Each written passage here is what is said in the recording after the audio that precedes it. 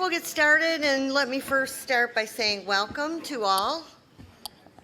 And thank you for coming out tonight. I know there is a baseball game on, so I'll try not to talk too long.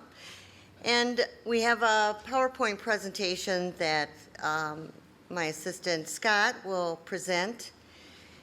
And I'd like to thank, which I was remiss last time in thanking the City Commission for all the hours of work, the many workshops, the volumes of paperwork that they were asked to go through. And in the end, I think we were able to come up with some ballot language that clearly explains what the city is trying to do. So many thanks to them. So over the past several years, I have been talking to the City Commission about the idea of a millage proposal. And then probably the first serious conversation was in the fiscal year of 09 and 10. But that, as you recall, was a time when many people were struggling. It was an economic crisis in the state.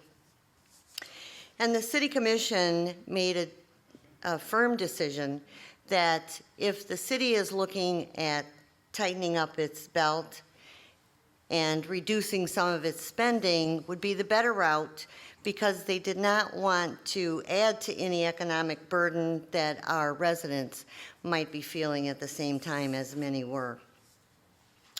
And so the conversation continued, but it did not get even more serious until the last couple of years. And the idea was find a way, the administration was asked to find a way to reduce the cost of water bills.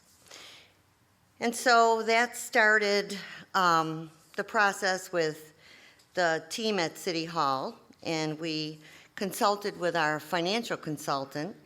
And that's when we started presenting alternatives to the way that the water billing is distributed to our residents. No matter what, the bill does not change of what the city owes, but there are ways to collect those funds that may, in fact, and will, the one that we're proposing, reduce your water bill. If you haven't had the opportunity to see the one-page plus that the city has printed, it shows you the reduction you will see if the millage is successful, the reduction to your water bill, and the increase, if any, on your tax bill. Looking at those today, there's a number of residents that have not had the opportunity or have not come in to pick them up, and we will be mailing those out to all properties just to make sure that everyone sees the impact of what the millage proposal will do. So annually, a budget is prepared, but our city, a number of years ago, took a look at budgeting on a 3-year basis.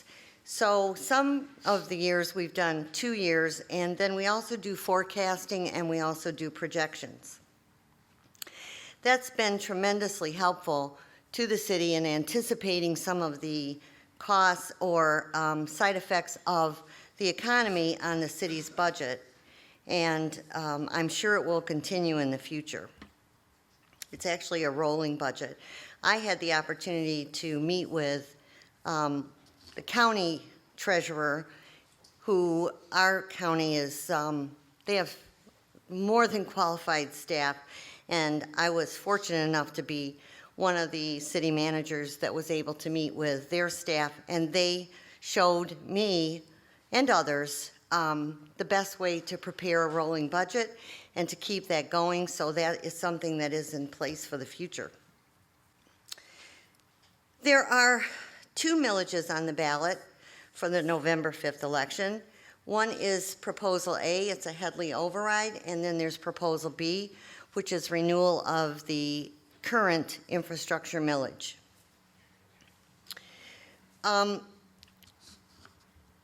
With the idea that we wanted to lower the water bills, that has been achieved. And the increase in your tax bill is something that Scott's going to show you and explain to you as to how it will be for an average assessed value. Of course, that will fluctuate depending on the consumption of water that you use and depending on the taxable value of your home. But for the sake of this evening, he's going to show you some examples of homes in the city. To me, this millage is about preserving the quality of life that you enjoy and that Pleasant Ridge is really known for. It will preserve and allow you to continue programs like the curbside leaf collection program. It will strengthen the maintenance program that we have for all of our green space in the city. And some other things that we've talked about are the hours of operation at the community pool, which, as you know, over the past few years, the hours have been trimmed back. And there is a reason for that, and that is because that pool fund has reached its maximum ability to support the hours that it's open today. The millage will also allow for new programs to enhance our quality of life.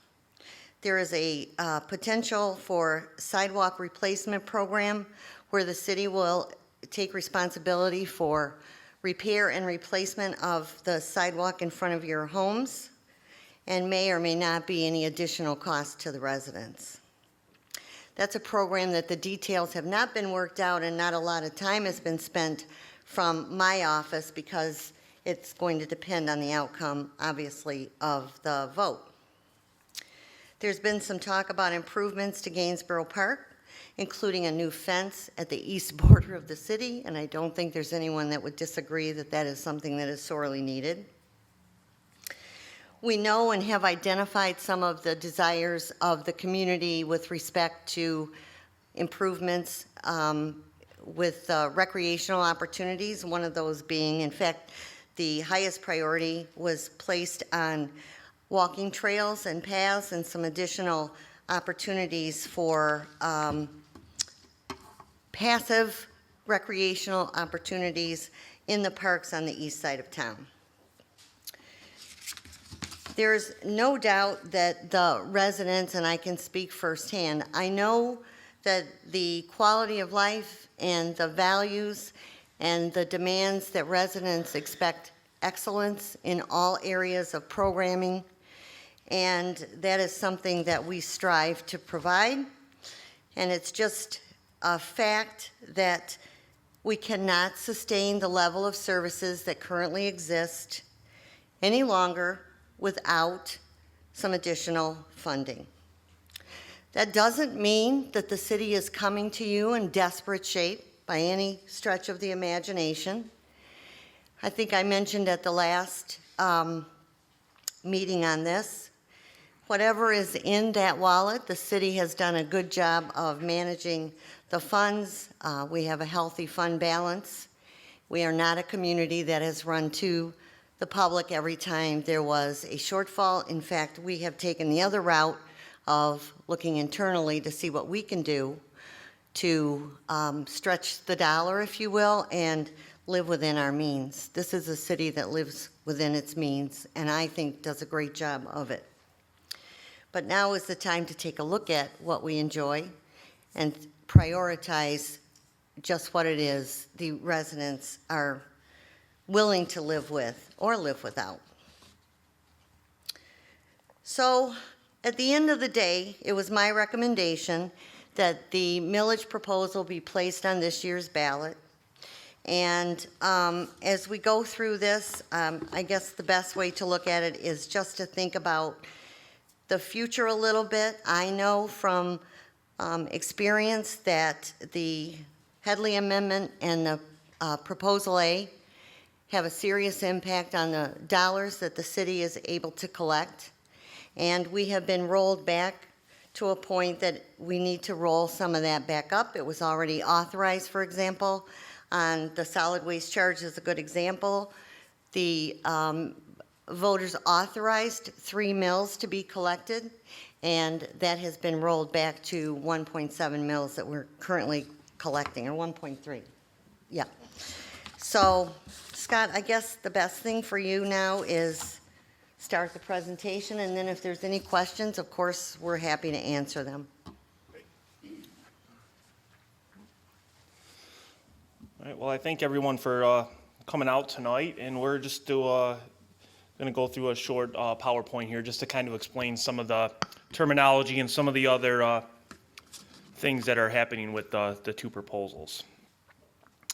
So first of all, the city in May, the city commission voted to put the ballot language on the November ballot for a Headley override for this year, and it will start, if it passes, we'll start with July 1st of 2014 taxes. The City Commission felt that residents should decide what to do about decreasing tax revenue, decreases in state shared revenue, record low interest rates, and its effect that it has on services here in Pleasant Ridge. Property values have dropped or remained stable since 2009, which has caused a decrease in our property tax revenue. And the stagnant property values, along with rollback millage rate, which we'll talk about in a couple slides, the rollback has kept our revenues about the same since 2008. So when we talk about the Headley Amendment, it can be a little confusing to the layman if you haven't heard about it or talked with people about it before. But what it does is it takes the increase in property values, and if let's say your property values are going through the roof like they were in the beginning of the late 90s and 2000, so it's going up 10 and 12% every year. So everybody thinks, oh, the city is collecting all kinds of money in property taxes because my taxable value has gone up $50,000 in the last 4 years. Well, while that's happening, the state is rolling back the amount of millage that we can charge to the residents. So when we say we're at 11.42 at our general operating millage, that's what we've been rolled back from an original number of 20. Because if your property values go up 7%, let's say, as a whole, then your rollback is going to go. You're going to get rolled back that approximate amount, 7%. So we can, let's say one year we were levying 12 and housing values skyrocketed, they might roll you back to 11.5. So our ability to levy is less as those property taxes raise. So it ends up being a straight line like you see in here where it says revenue to the city. It's level. So the Headley override basically takes that cap off of the amount that we can charge. So it requires that property tax revenues increase by no more than the rate of inflation. The Headley does right now, and when they do, that's when we do the rollback. So the stated increases that we're talking about here, if you look on the ballot language, it says 20.0, that the city can go up to 20.0 because that was the original that was allowed from the original city charter. The stated increases that we are talking about are going to go up to about 15.5 for the general operating area, and we'll break that down in a little bit. So when you look at that ballot language and it says up to 20 and the city can raise $1.2 million from that, that's not what the city's looking to do. At this point, like I said, the city commission has talked about going up to 15.5, and we have a breakdown of where that money will go. So here's just a couple graphs. You can see our general fund revenues and expenditures from 2008 to present.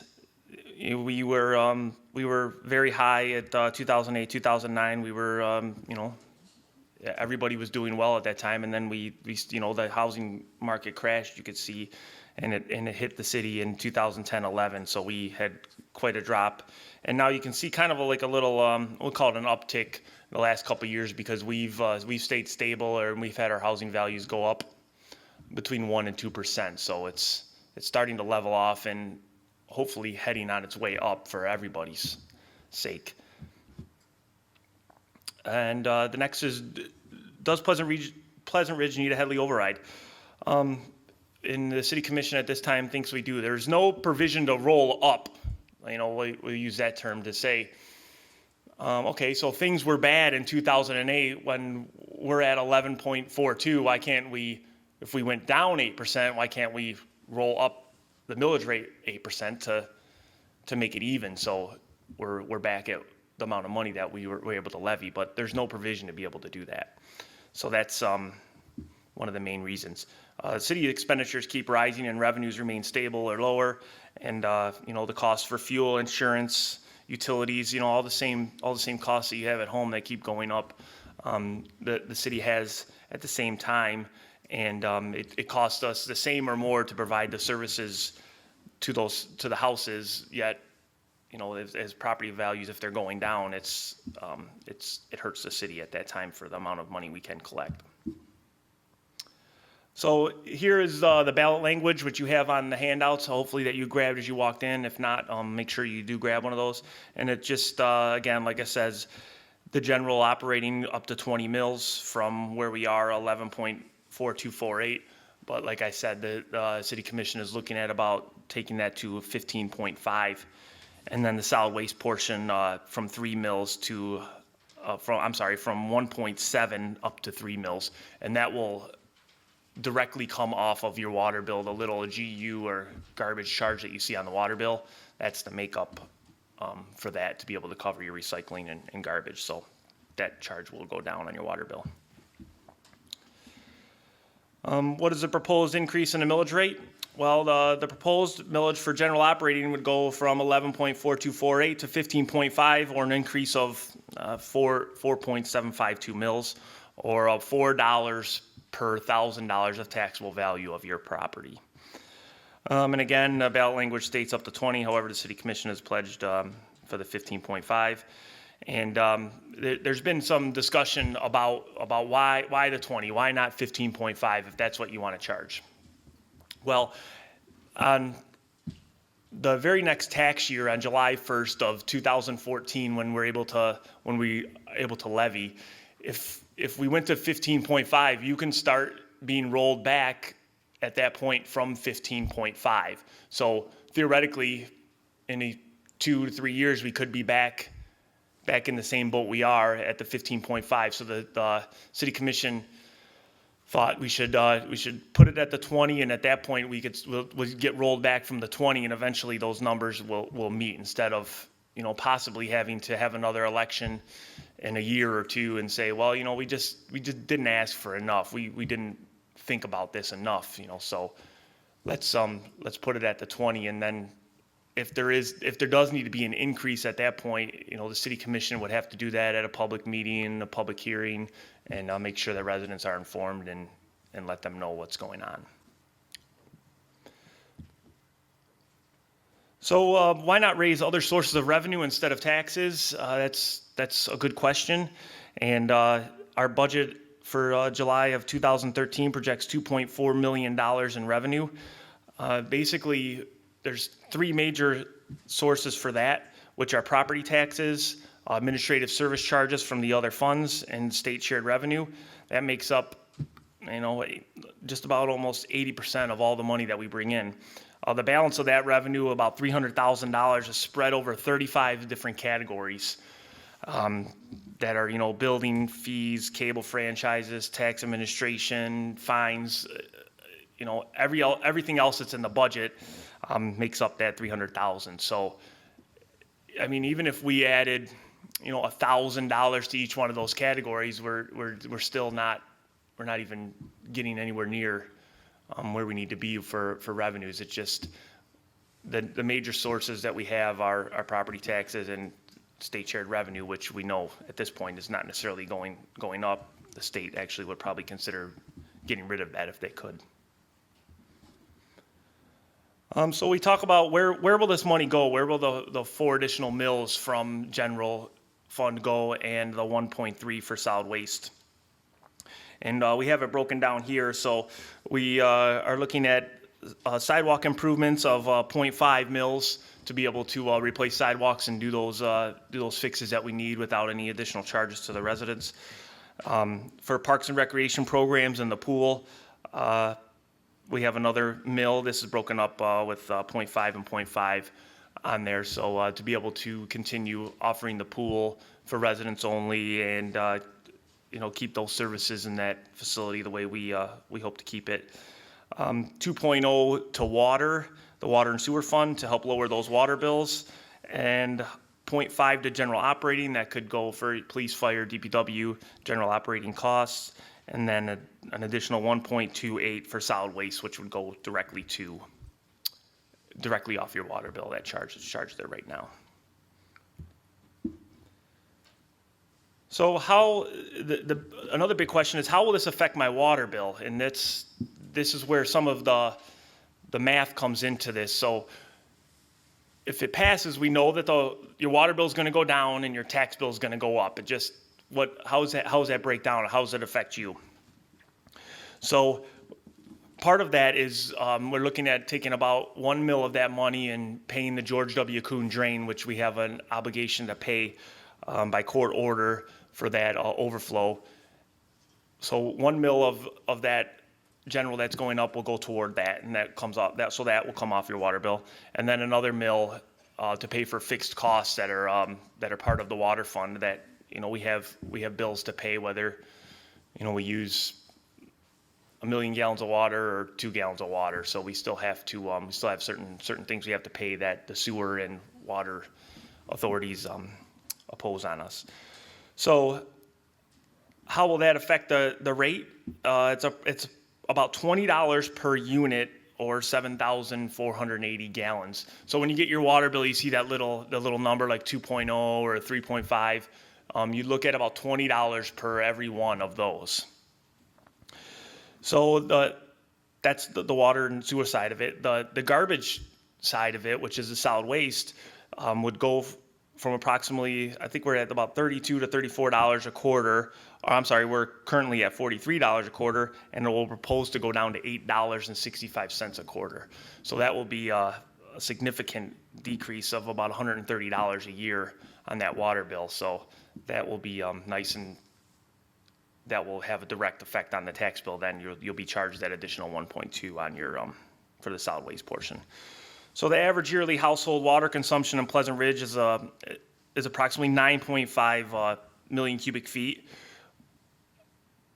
or 71,000 gallons.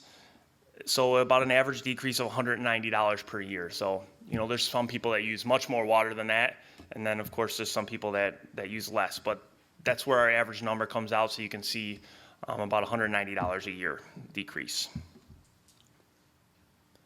So here's some historical water and sewer rates in Pleasant Ridge. You can see there was a few years there where the city was able to keep it flat and not pass on any of the increases that we were receiving from DWSD and SACWA onto the residents. And then those increases just got out of hand with Detroit and SACWA and all the other costs that go along with running a utility. So you can see the last line there is if proposal A passes, you can see how it drops down, and the dotted line going through the middle there on the diagonal is a trend line where it would keep going if it doesn't pass. So that's the majority of the explanation for the water part. The next I'll kind of focus on the pool and wellness operations toward the general that goes to help pay for some of those operations. The pool fund is about, like Sherry had said, is about at its limit of where it can be for operating the facility. And as the facility ages, it needs more. It's more expensive to fix things, and things break more often. So the general funds had to give about $50,000 over the last couple of years to help sustain that pool fund, mainly because of repairs that you can't anticipate. So on the slide there, you can see some of the things that cost money to do at the pool and how much they cost. And you can see that very last one that we talked at the city commission meeting, if anybody watched on Tuesday, is Marsite, which is the surface of the pool. And that's going to need to be done in the future. That's about $40,000 on the low end. So it's a large repair or replacement, basically, as it replaces the whole surface of the pool. So we can see maintenance costs over the life of the pool. Of course, when it's a new facility, you just have less maintenance that needs to be done, and you can see how over the last couple years there, it's gotten much larger.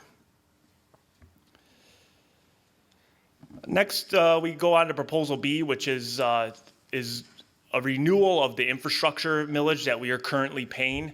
The infrastructure millage helps pay for the road projects that you see typically every season here in the city of Pleasant Ridge. There was sometimes when we were doing 2 roads per year when interest rates were at its maximum, and we were really doing well on that. So the infrastructure millage, along with interest from the Segregated Capital Assets Fund, help fund those road projects. So this is a direct effect on residents and whether you get a new street or not in front of your house. And I know many of you in this room probably already have a new street in front of your house, and once it's done, it's kind of a nightmare going through the construction process, but once it's done, it's fabulous.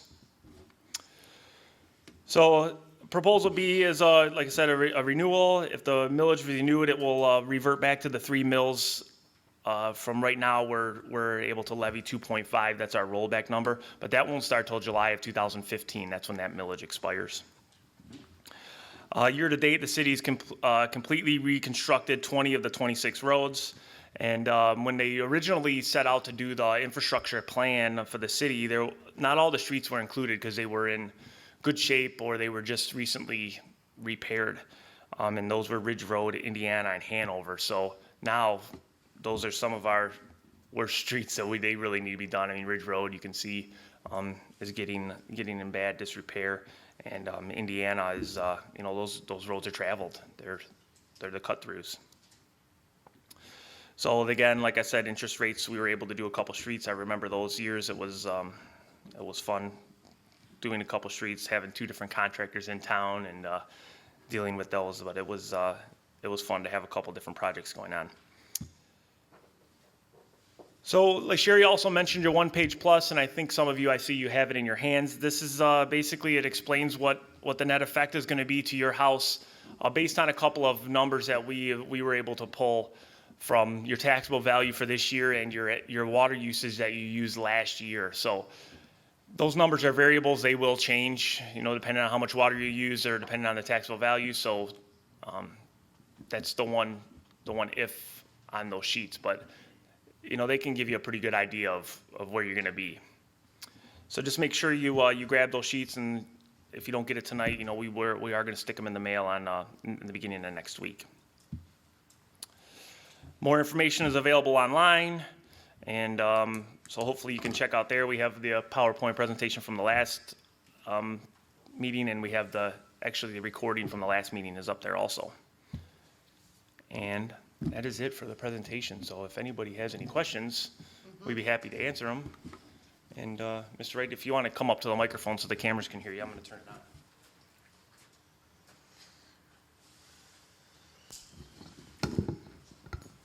Oh, here you go.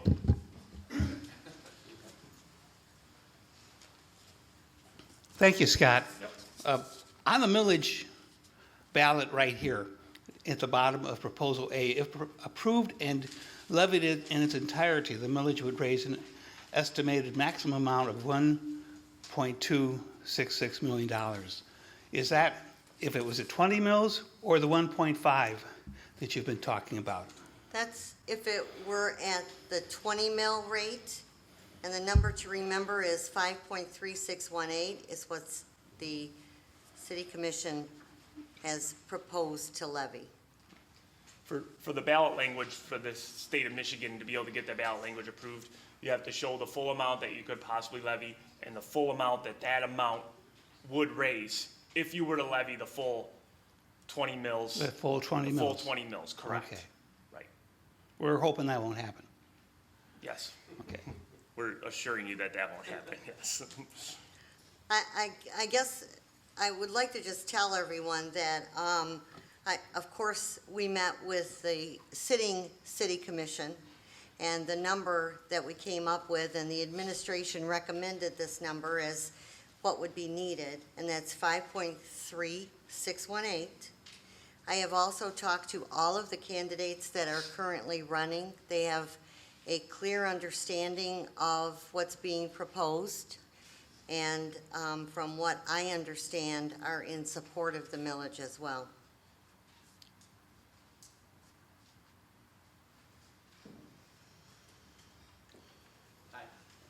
Mark. Mark Johnson, 21 Maywood. Couple quick questions if I could. First of all, thanks for this. This is an excellent start for us to be able to understand all of this. Hopefully my questions are pretty straightforward, but Proposal B is a renewal. And that's the renewal of the millage that we passed a number of years ago for the roads. When was that passed, and why is it coming up now, and why did we choose 20 years to renew it for? So it was proposed, as I recall, in 1995. And the 20 years, we actually have all the original documents from even the workshops when those conversations were held, which are great to look at with double-digit inflation rates.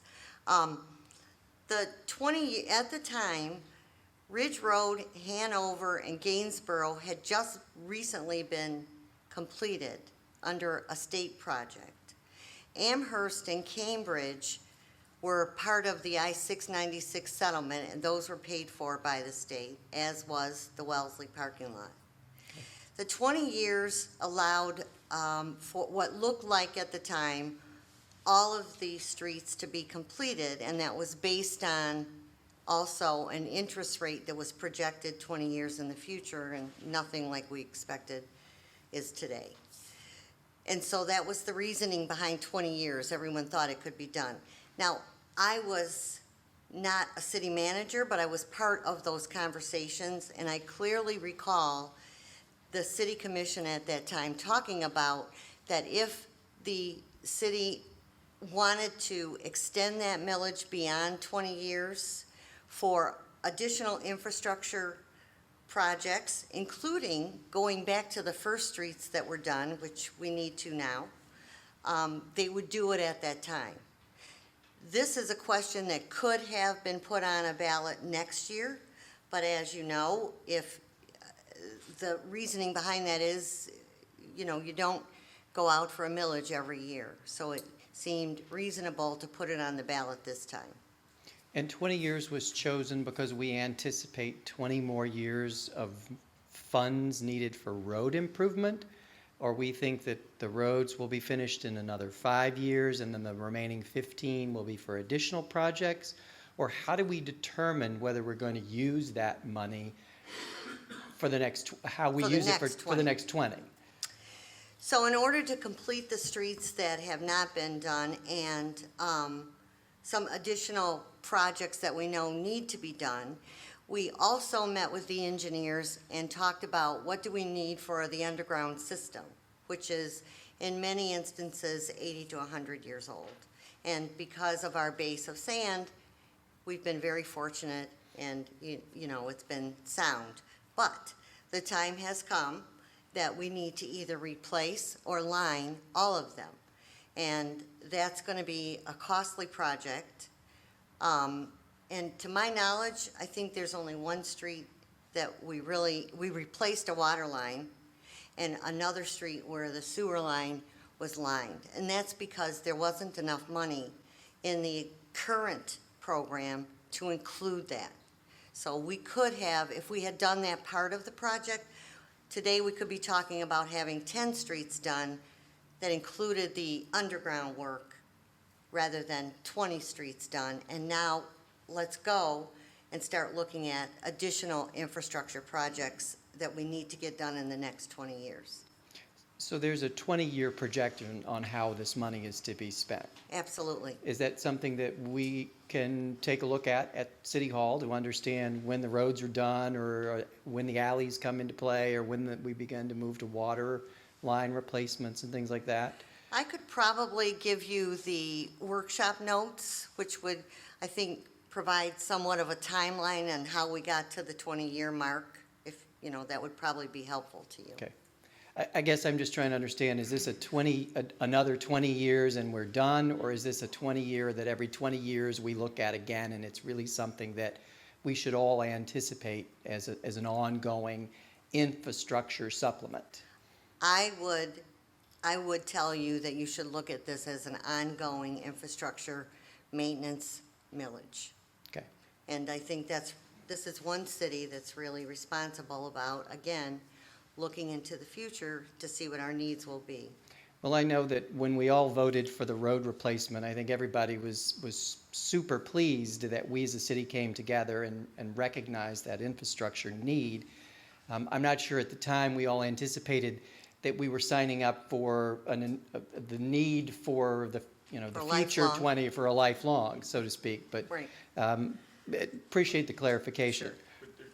Real quick, I saw this documentary on the Golden Gate Bridge, and they have about these guys that paint it, and they start painting it, and they finish, and when they're done, they go back to the start because it is already needing to be painted again. So it's a constant type of maintenance issue. The engineers have been out to go over joint and crack sealing and repairs on some of the streets that were done in '95 now that are needing some repair. So it's a constant, ongoing process. So.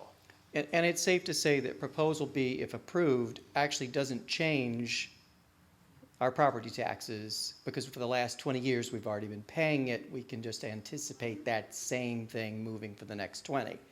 It's only correct. Proposal A that will make a change. That's correct. Then I guess my last question is on Proposal A.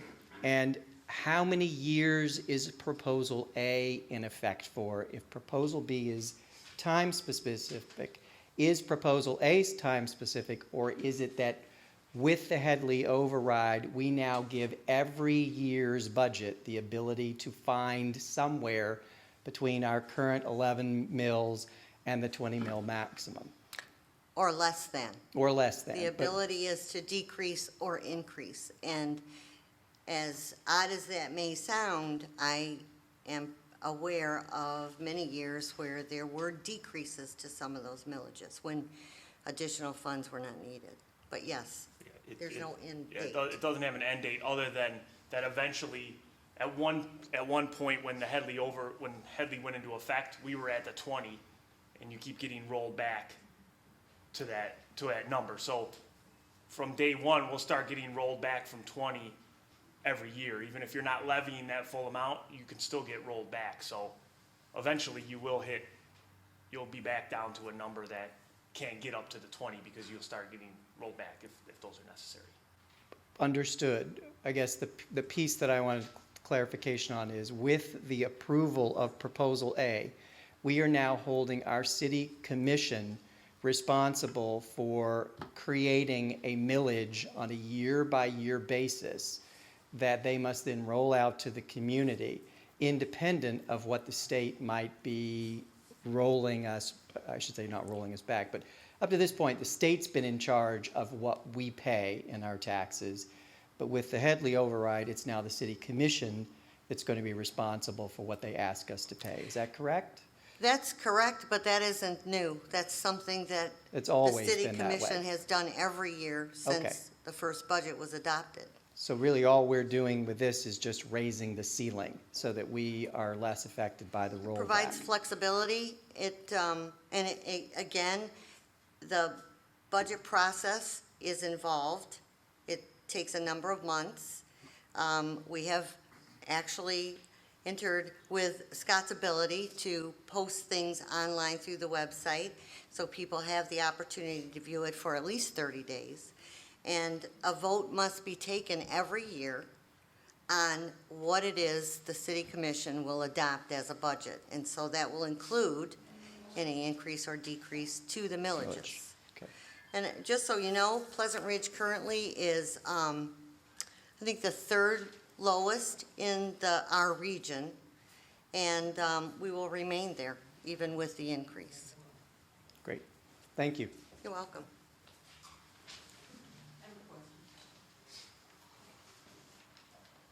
Hi, Pat.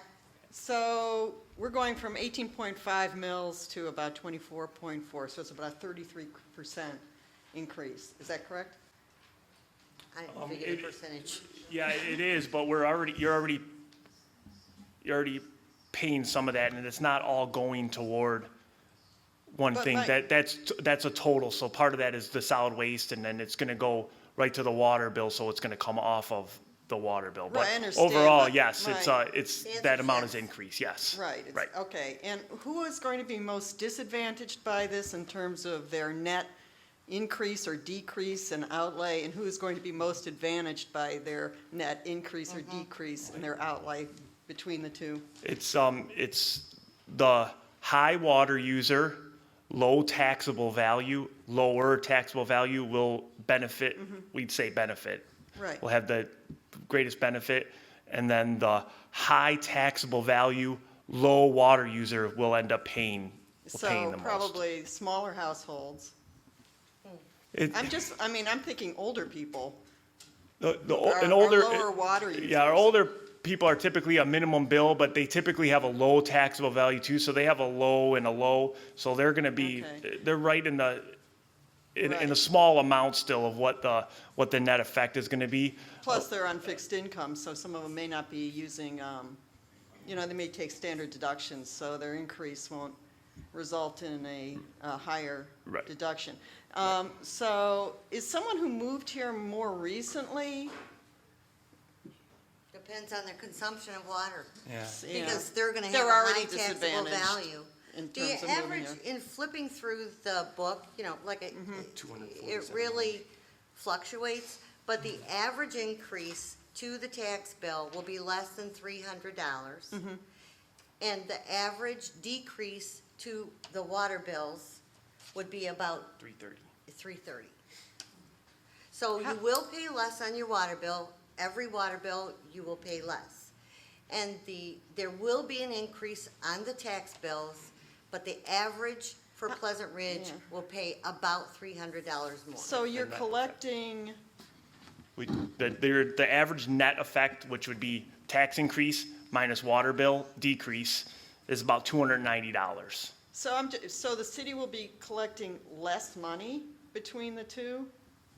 Is that No, what you're saying? No. no, Or no. more, $30 Well, more? we'd be collecting more, but the way it ends up working out. $30 more. Right, because Right. of the revenues and the expenditures, how they go into the water fund, it ends up coming out, so we're gonna collect about $290 more per household Oh, okay. on the average. Okay. Cause that's Like where I the, say, use that I to see. pay our water which bill.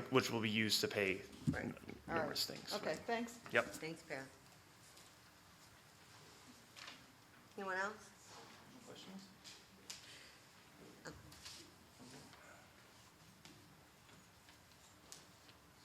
I'm Tom Hannawalt from 20 Norwich, and I'm just going to use this document here. I have some other things. I got into a little bit of the demographics. I think it's an interesting subject, which I think is primarily invented by politicians, so they can revise their principles based on what they might get the votes for to be elected.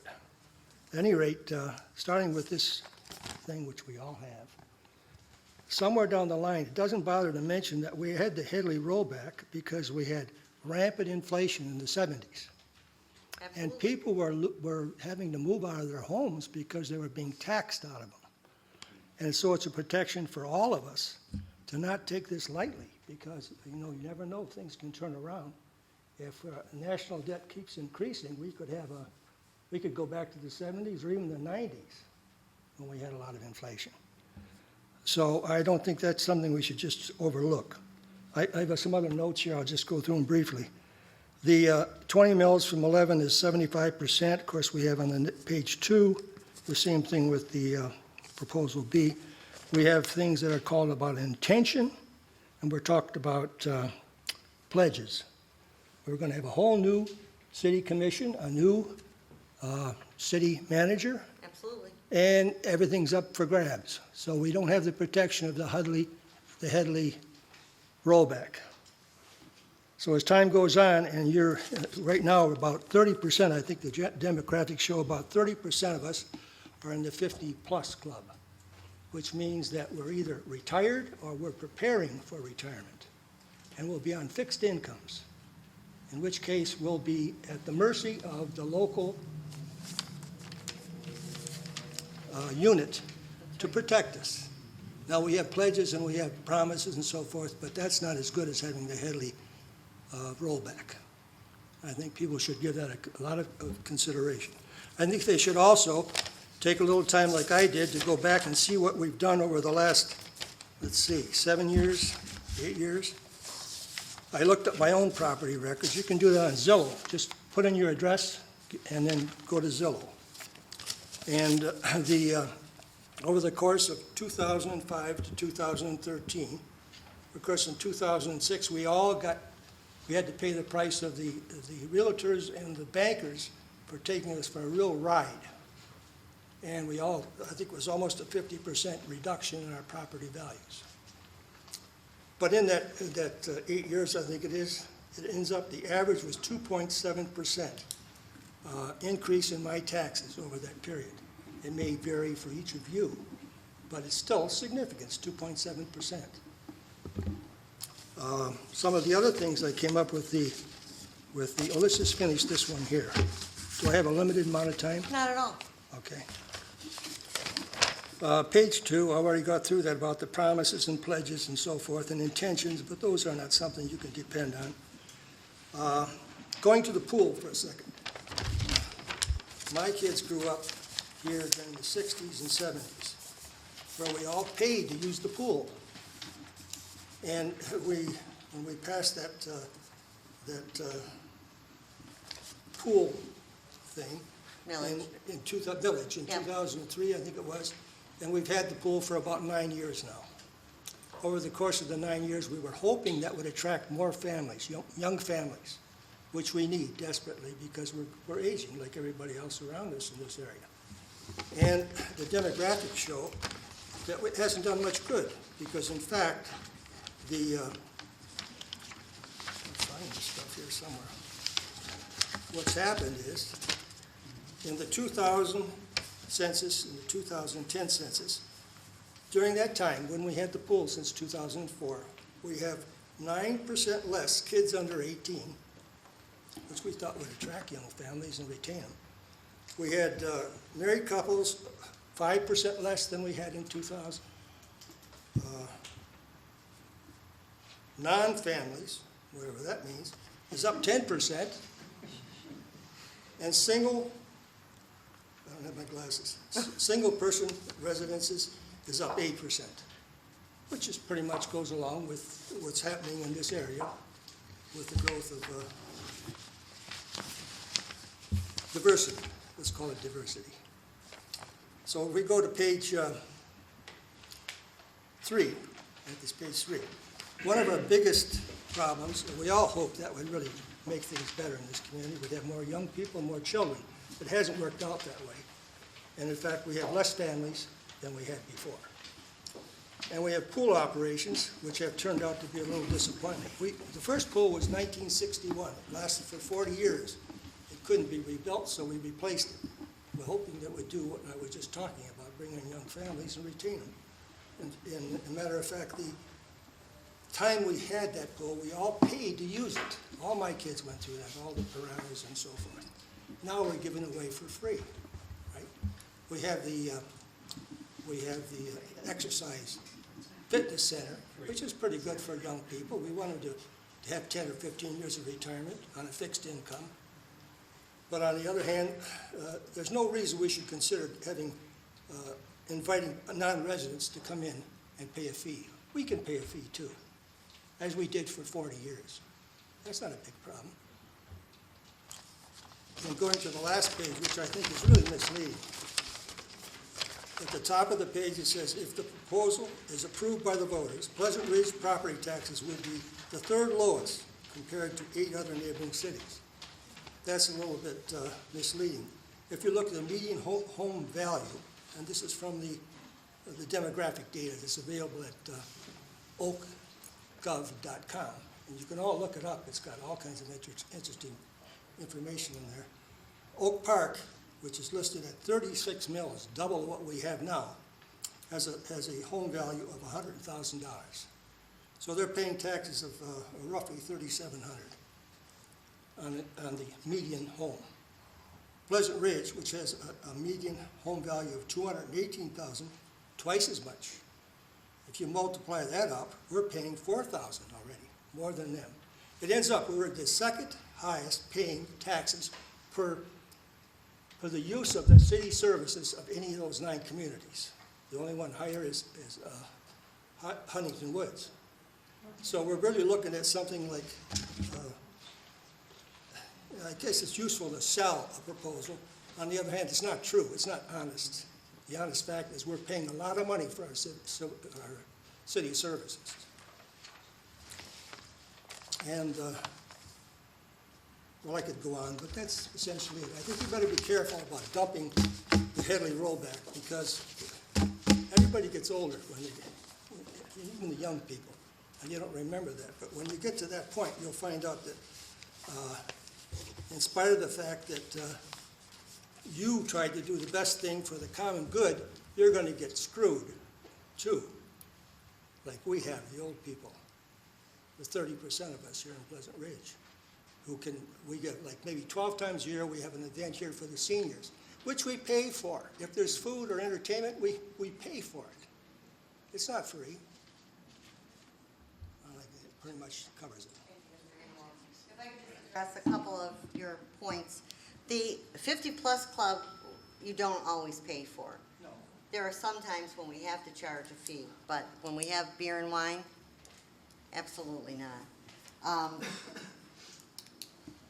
With respect to the community pool, the reason for rebuilding the pool was not to attract more families. That's in fact something that's included on some of the realtors' brochures, that this is an amenity that most communities do not have. And being able, residents are not going to the pool for free, don't forget. This is paid for by a millage. So they are paying, all of you are paying to have this. And that millage was passed overwhelmingly, which I think is an indication of support of that facility. And not only was the facility building fund passed, but the operation of that pool. And so in return for that, I am not aware of another community that offers that kind of state-of-the-art facility at no additional charge to you or your family. So I just wanted to correct that, to say the reason for building that, we had a pool, as you said, forever. It was run by a private group. The city leased the property to that group. And when they could no longer afford the upkeep, and in the end that pool was in desperate need of repair, it was only feasible to tear it down and build anew. And that's exactly what the city did. To address the needs of those people, that residents that maybe did not want the pool, although they saw the value of it for the community, the Fitness Wellness Center was added so that there now is a community center complex that fits the recreational and social needs of this entire community. I personally think living in a community that doesn't offer those kinds of things, and most don't, this is the heart of this city where we stand tonight. And I would guess that most residents would tell you that that is a high priority in the city. So that, I just wanted to clarify, that wasn't the reason to attract younger families, although I do think realtors sell that with their brochure. I understand the Headley Amendment. I remember why it was even introduced. In addition to the Headley Amendment came Proposal A. And everyone, not everyone, but certainly many people saw what was going to happen down the road in about 20 to 25 years when these two collided. And that's where we are today. It's not the Headley, and Pleasant Ridge, I wish we were so powerful that we could get rid of some laws, but in this particular city, on this particular question, this city is telling you that it intends to levy 5.3618 mills. That 20 mills allows for the flexibility so that the future commissions and citizens of this city, they do not have to consider a millage every other year. It's there, but it will not be done where you would not know that it's happening, because a budget is adopted every year, and it's done publicly. And then I guess finally, what did I miss? And you talked about the third lowest millage rate. Oh, yeah. And I mean, those numbers are numbers will still be the third lowest in the area, whether our median home value is Right. 240,000 and someone else's 100,000. $100,000 house in Pleasant Ridge is gonna pay less than a $100,000 house in Oak Park. It's an apples and oranges type of comparison, because we do have $100,000 houses, and then we do have houses that are much more than that, but we've kept that millage rate low, and we haven't had to go up to the 36s and the 30s, where some of those This is accurate. properties, This houses, is yeah. true. And I mean, Huntington Woods is pretty close to us, and they're at a 25, so it's, Okay, but all I'm saying, Mr. Hannawalt, is these numbers are accurate. No, they're accurate, but you're misleading us with the statement at the top of the left page. The top left of the page. that we're the third lowest in the area. You're the third lowest rate. Yeah, we're the third lowest rate. Great. But as a taxpayer, I pay double what other people get for their city services. Because Look where you That's live. because your house is worth double. No, the average is. Well, The millage rate. the millage I rates are, the understand. millage rates are the numbers that we have The to millage compare. rates are accurate. I know, but the fact remains, you're misleading to think that you're so low and below everybody else, but not necessarily. The actual taxes we pay, if you multiply out, you can go to each one of the ones on oak.com, No, I know what you mean. and you'll find out that the appraised value, or the SE value of every community is different. Oh, I know that. Absolutely. And some of them Ralph have has something to say. It's not my intention to mislead. So if adding the word millage rate makes it more clear, Makes a big difference. absolutely, then that's something we will do.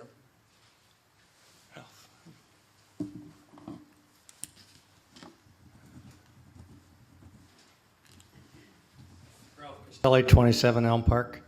I know that you mentioned it, Sherry, in your introduction, but I'm not sure you put a number to it. You know, part of what historically funded this city was state shared revenues, as with every city. You know, we're down 100,000 more per year in state shared revenue over the last 10 years. Yes. That's not coming back. If 1.2 we don't, million. if we don't replace that stream of revenue, nobody else will. Secondly, while I cannot remember the exact conservatively projected interest rate on the SCAF fund, which was partnering to fund the road program, I would think it would be fair to say we're down 4 or 5 or 6% interest per year over what was projected.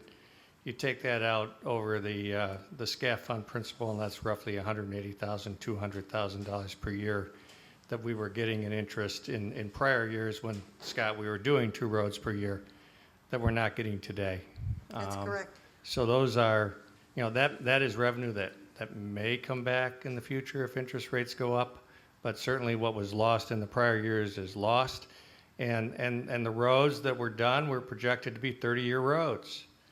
And in 10 years, the first road that was done will be 30 years old. That's right. Thank you. So you're right, and I think I mentioned it during the first presentation, but we have lost in state shared revenue $1.2 million over the past 10 years. That is not coming back. Our interest rates, we projected conservatively, they were double digits. We projected conservatively at 7.2 or something, it was at least 7%, so that's gone. And to build that back up, I'm not sure in my lifetime I'm gonna see it go back up to 8 and 10%. So those will never be replaced. And I think the city, if you take a look at it, and I'm not gonna say compare to anyone else, but really, if you just take a look at the fiscal stability, the projections, and the way this city has conducted itself in all of the financial areas, you should be commended. I mean, many cities have gone to the trough over the years several times. And like I pointed out, this is not a city, number one, that does that or takes it lightly when they're asking for additional funding. And we will not, I'm sure, in the future, ever wait until you are in a desperate position to have to go out and beg and plead for people to pass a millage. People pass millages here because they educate themselves, they understand the quality of life that we enjoy. There's a dollar attached to that. And so I think that's why millages are generally successful.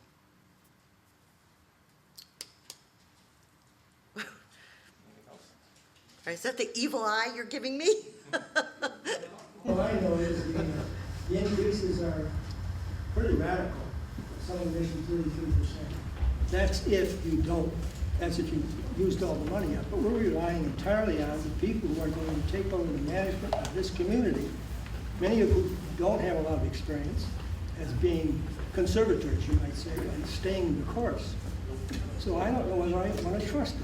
Well, I can tell you this. I have met with and talked to all of the candidates. Some I know better than others. And I can assure you of one thing.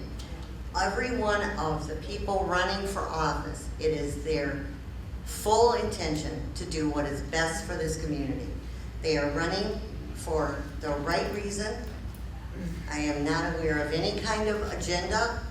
They are willing to step in with both feet, and I would not feel uncomfortable trusting them to lead.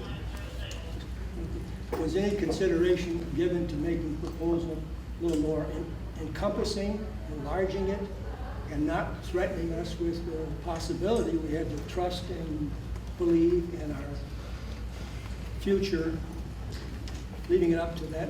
Why isn't there a sunset provision of Proposal A?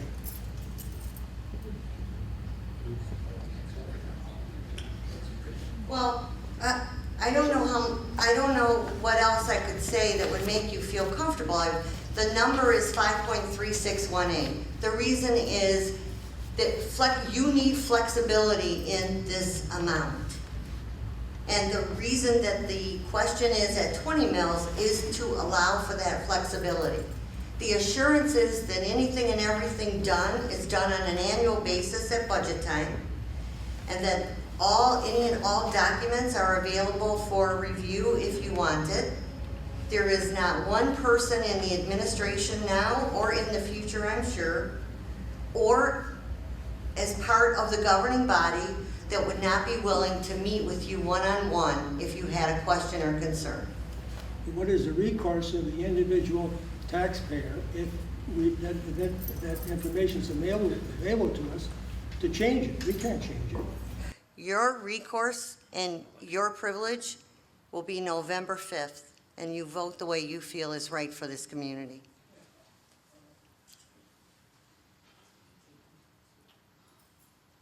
Anyone else?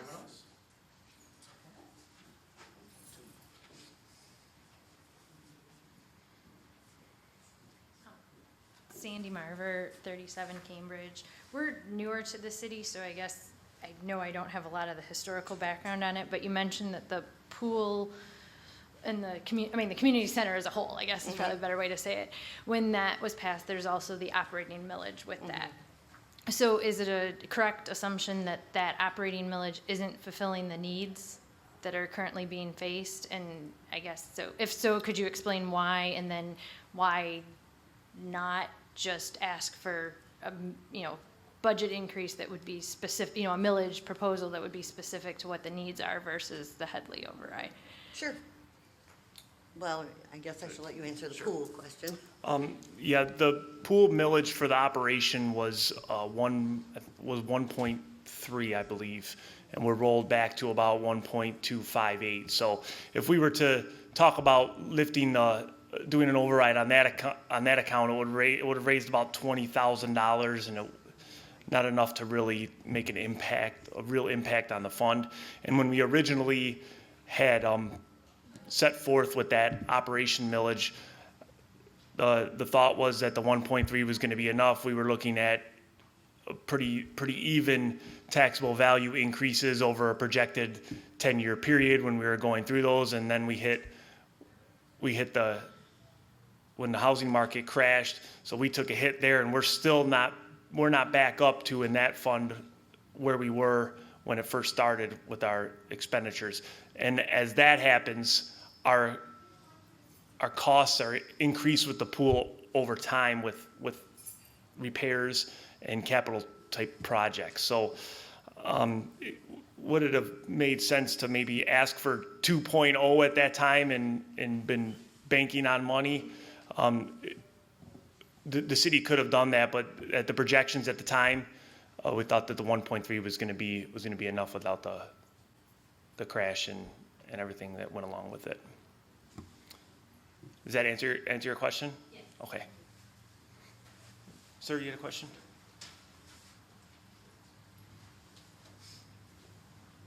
Hi, I'm Ben Leonard from 80 Wellesley. Really appreciate this document, by the way. That really helps out a lot. So my question is sort of a side question about water.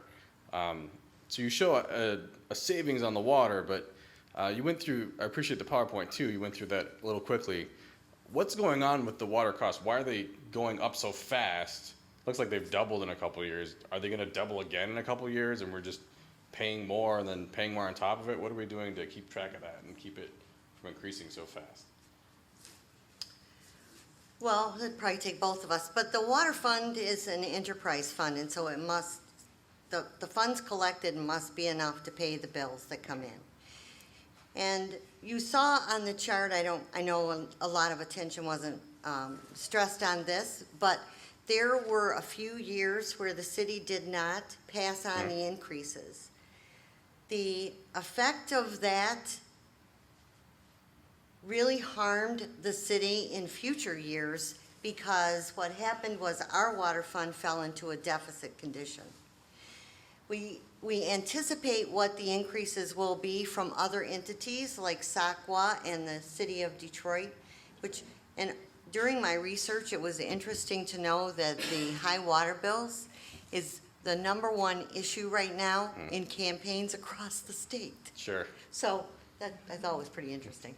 Anyway, so whatever we raise and what we have done in the last couple of years was try to include enough to start building the fund balance in the water fund.